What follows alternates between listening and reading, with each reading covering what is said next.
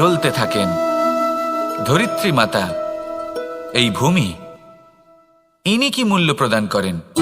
প্রহার সহ্য করেন। আমরা এই ধরিত্রীতে প্রহার করে মাটি খুঁড়ে তাতে বীজ বপন করি, তবেই আমরা অন্ন লাভ করি, তবেই ফসল পাই।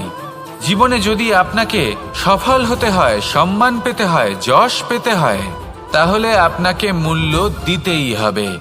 যদি আপনি সাফল্য লাভ করতে চান, তাহলে দিন রাত আপনাকে ত্যাগ করতে হবে, যেখানে সমগ্র সংসার সন্তোষ অনুভব করছে আর আপনাকে করতে হচ্ছে পরিশ্রম। যদি আপনি সম্মান প্রাপ্ত করতে চান, তাহলে আপনাকে সেই সুখ ত্যাগ করতে হবে যা সবার কাছে রয়েছে। যদি আপনি যশ লাভ করতে চান, তাহলে নিজের অন্তরকে মেরে ফেলা আপনাকে শিখতে হবে, তবেই আপনি যশ লাভ করবেন। জীবনে শুধুমাত্র ধন মূল্যবান নয়, কিন্তু এই যে মূল্যের কথা আমি বলছি,